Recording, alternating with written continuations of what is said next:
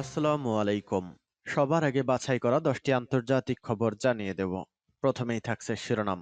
তবে তার আগে অনুরোধ থাকবে ভিডিওটিতে একটি লাইক দিবেন।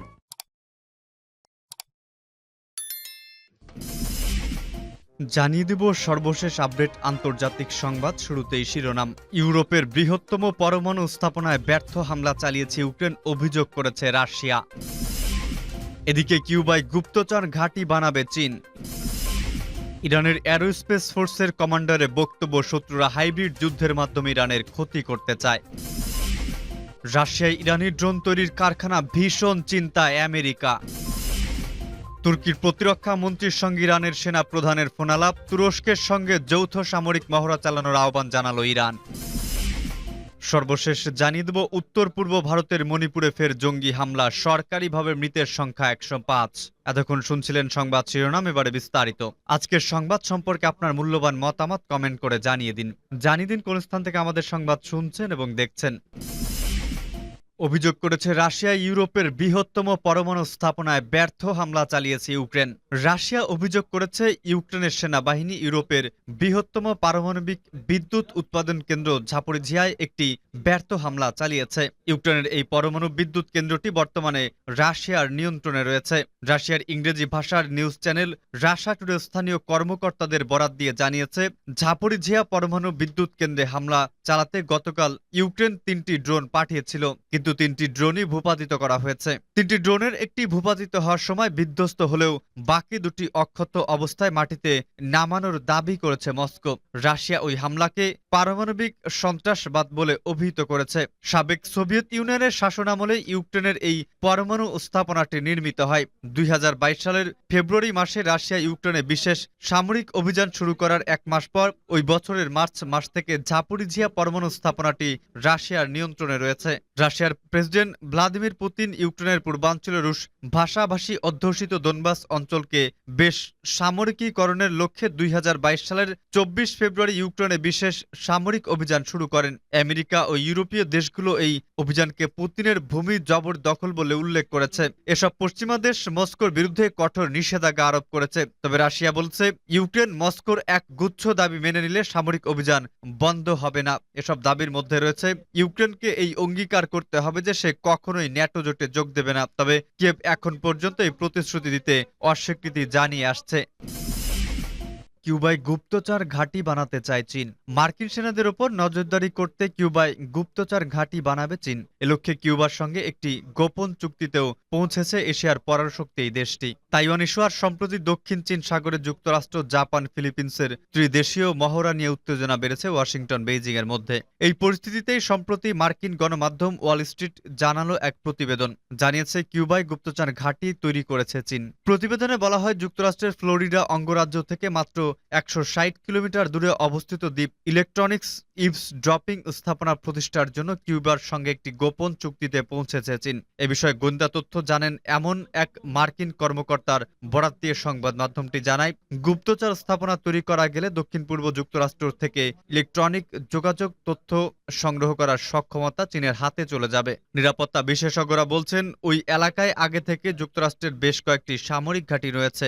মার্কিন কেন্দ্রীয় কমান্ডের সদর দপ্তর ফ্লোরিডার টাম্পায় অবস্থিত। এছাড়া বৃহত্তম সামরিক ঘাঁটি ফোর্ট লিবার্টি আছে নর্থ ক্যারোলাইনায়। গোয়েন্দা স্থাপনা তৈরি করা হলে কিউবার আশপাশের এলাকায় যুক্তরাষ্ট্রের সামরিক ঘাঁটির উপর নজরদারি ও জাহাজ চলাচল পর্যবেক্ষণ করতে পারবে বেইজিং। তবে মার্কিন গণমাধ্যমের প্রকাশিত সংবাদ সঠিক নয় বলে দাবি করেছে বেইজিং। অন্যদিকে গুপ্তচর ঘাঁটি তৈরির বিষয়ে কিউবার সঙ্গে চীনের চুক্তি হয়েছে, এ ধরনের কোনো তথ্য যুক্তরাষ্ট্রের কাছে নেই বলে জানিয়েছে মার্কিন প্রতিরক্ষা দপ্তর পেন্টাগন।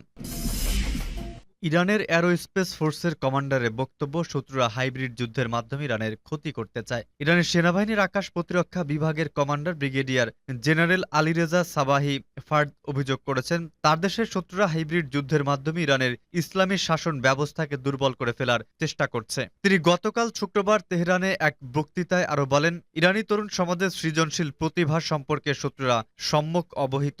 এ কারণে তারা হাইব্রিড যুদ্ধের মাধ্যমে দেশের ক্ষতি করতে চায়। তিনি আরো বলেন, বিভিন্ন সামরিক খাতসহ নানা সেক্টরের উন্নতির প্রতিভার স্বাক্ষর রেখেছে ইরানের তরুণ সমাজ। জেনারেল সাবাহি ফার্দ বলেন, ইরানের সশস্ত্র বাহিনী বিশেষ করে এয়ার ডিফেন্স ফোর্স সর্বাধুনিক সমরাস্ত্র ও সামরিক সরঞ্জামে সজ্জিত রয়েছে। আরেকটি সম্ভব হয়েছে ইরানের প্রতিভাবান তরুণ সমাজের কারণে। এছাড়া নিজস্ব প্রযুক্তিতে সর্বাধুনিক সমরাস্ত্র তৈরি করার কারণে ইরানের প্রতিরক্ষা বুজ্জ অনেক বেশি শক্তিশালী হয়েছে বলেও তিনি উল্লেখ করেন। ইরানের সেনাবাহিনীর আকাশ প্রতিরক্ষা বিভাগের কমান্ডার বলেন, তার দেশ সামরিক শক্তিতে শীর্ষে থাকা সত্ত্বেও আঞ্চলিক কোনো দেশের জন্য হুমকি নয় তেহরান। ইরানের সামরিক সক্ষমতা সম্পূর্ণ আত্মরক্ষার কাজে ব্যবহৃত হয়। রাশিয়ায় ইরানি ড্রোন তৈরির কারখানা, ভীষণ চিন্তায় আমেরিকা। ড্রোন শিল্পে অনেক উন্নতি করেছে ইরান, সম্প্রতি নিজেরাই এমন দাবি করেছে দেশটি। এর মধ্যে ইউক্রেন যুদ্ধে রুশ বাহিনীর বিরুদ্ধে ইরানি ড্রোন ব্যবহারের অভিযোগ ওঠে। এমনকি ড্রোনের কারণেই ঘুরে যায় যুদ্ধের মোড়। পশ্চিমাদের ব্যাপক অস্ত্র সরবরাহ সত্ত্বেও যুদ্ধে তেমন সুবিধা করতে পারেনি ইউক্রেনীয় বাহিনী। মার্কিন যুক্তরাষ্ট্র, তার পশ্চিমা মিত্র ও ইউক্রেন প্রায়ই ইরানি ড্রোনের ব্যাপারে উদ্বেগ প্রকাশ করে থাকে। এবার আরও উদ্বেগ জানিয়ে নতুন তথ্য প্রকাশ্যে আনল আমেরিকা।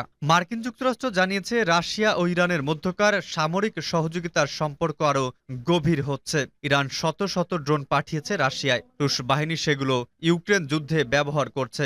এখন এই ড্রোন রাশিয়ার অভ্যন্তরীণ তৈরির জন্য সেখানে কারখানা স্থাপন করতে একসঙ্গে কাজ করছে দুই দেশ।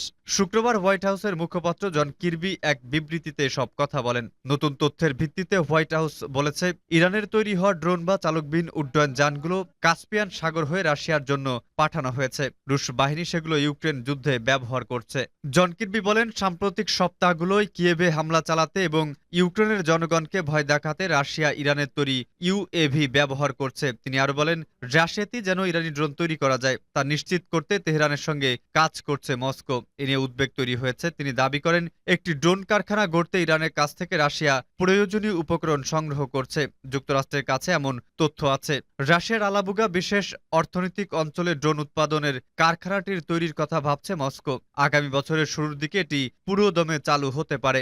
আমেরিকাও এলাকায় স্যাটেলাইট চিত্র প্রকাশ করেছে বলে উল্লেখ করেন জন কির্বি। তিনি বলেন, ক্ষেপণাস্ত্র, ইলেকট্রনিক্স, আকাশ প্রতিরক্ষা সহ নজিরবিহীন প্রতিরক্ষা সহযোগিতার ব্যাপারে ইরানকে প্রস্তাব দিয়েছে রাশিয়া। এটি পূর্ণমাত্রার প্রতিরক্ষা সহযোগিতা যা ইউক্রেন, ইরানের প্রতিবেশী দেশগুলো এবং আন্তর্জাতিক সম্প্রদায়ের জন্য হুমকির কারণ হবে।